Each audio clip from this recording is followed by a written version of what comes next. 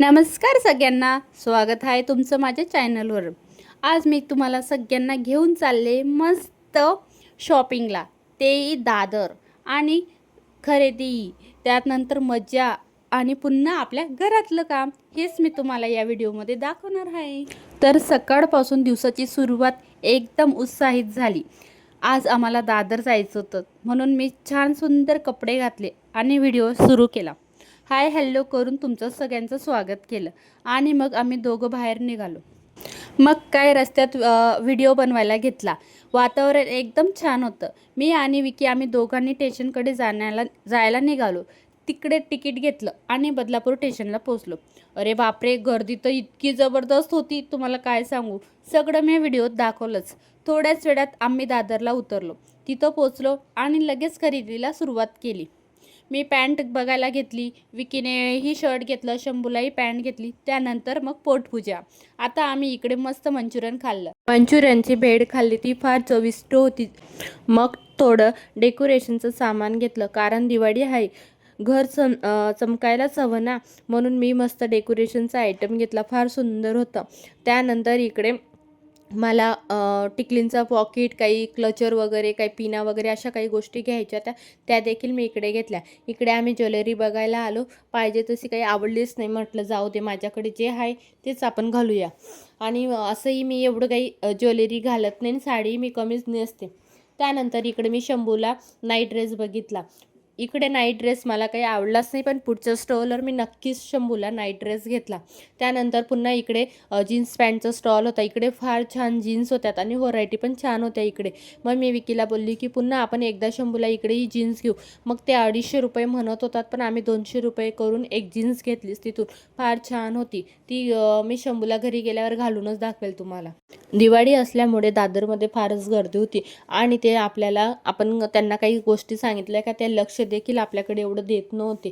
मग मी जास्त काही वस्तू तिकडनं घेतलीच नाही। पुन्हा इकडे लिपस्टिक, लायनर वगैरे बघणार होती, पण मला असं म्हणजे की एवढ्या गर्दीमध्ये घ्यायचं आणि ते आपल्याकडे लक्ष देत नाही, म्हणून मी तिकडनं न घेताच घरी आले।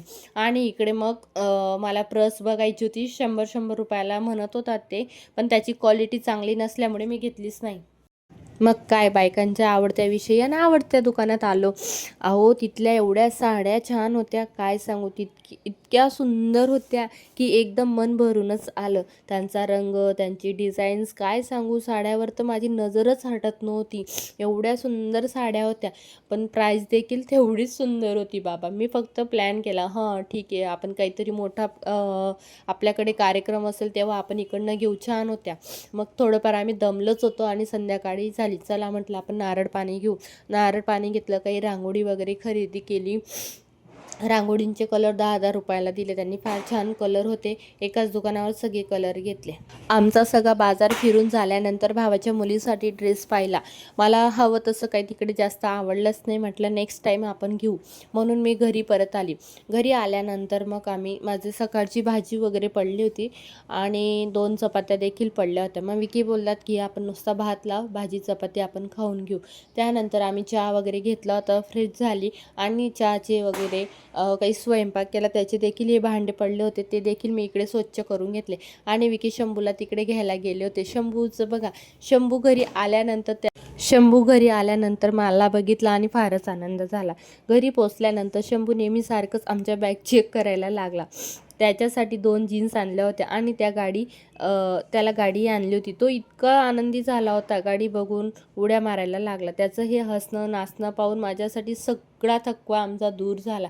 सगळ्यात आधी त्याने तर मंकीज काढली, त्या मंकीला बघून तो बोलला, डॅडा हे काय, डॅडा ते काय, अशा सगळ्या गोष्टी तो या गोष्टी हळूहळू बघत होता आणि त्याचा आनंद देखील तो व्यक्त करत होता। एवढा हसला आणि एवढा डान्स केला, तुम्हाला मी शब्दात सांगू शकत नाही। आणि हा त्याच्या चेहऱ्यावरचा आनंद बघून आम्हाला दोघांनाही फार छान वाटलं।